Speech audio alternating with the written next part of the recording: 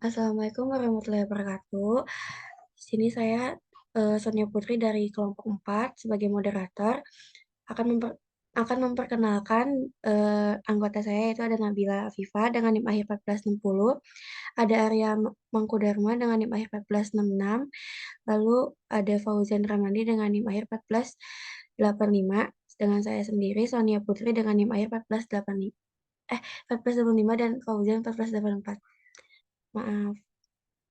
Selanjutnya akan dijelaskan oleh Nabila.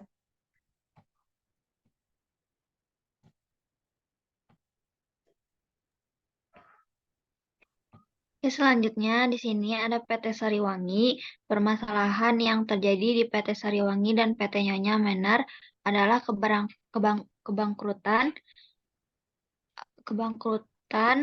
atau pailit. Berikut adalah analisis dan penjelasan sistematis mengenai permasalahan tersebut.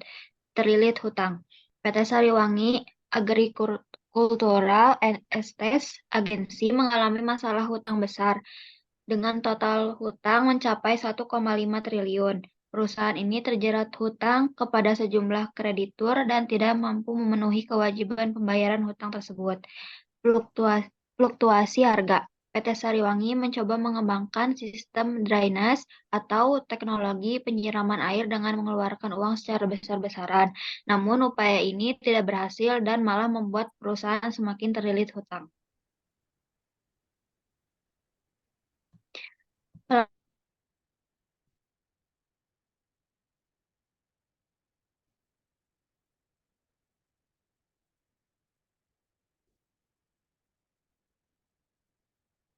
Perjanjian tersebut tidak dapat dipenuhi.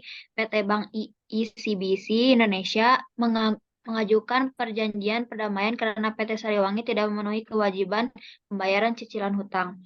Selanjutnya akan dijelaskan oleh Arya.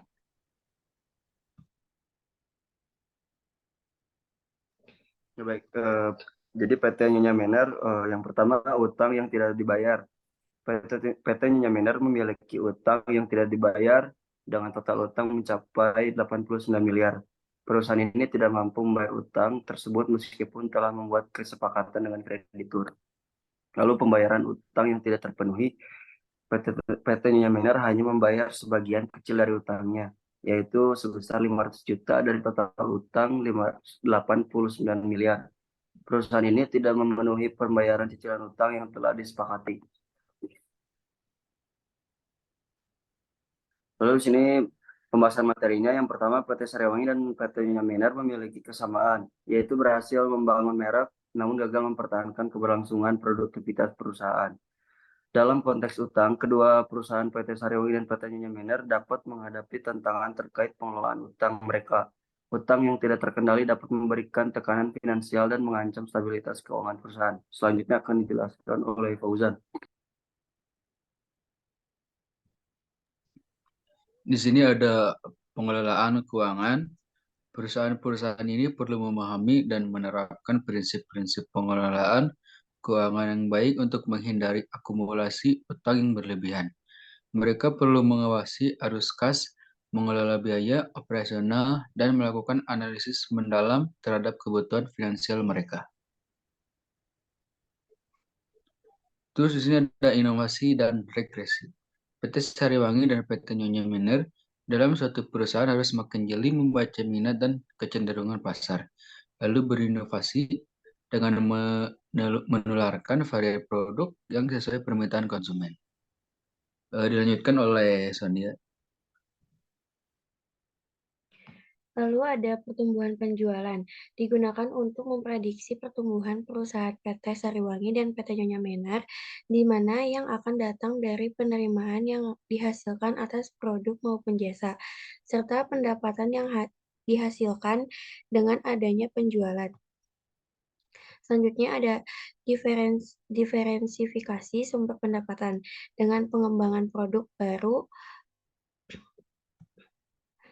atau ekspansi ke pasar baru. PT Sariwangi dan PT Nyonya Menarr dapat mengurangi ketergantungan pada pendapatan dari satu sumber yang dapat membantu mengatasi risiko utang. Lalu ada pemantauan dan pelaporan keuangan. Penting untuk memiliki sistem pemantauan dan pelaporan keuangan yang kuat agar manajemen dapat mengidentifikasi dan mengatasi masalah utang secara proaktif.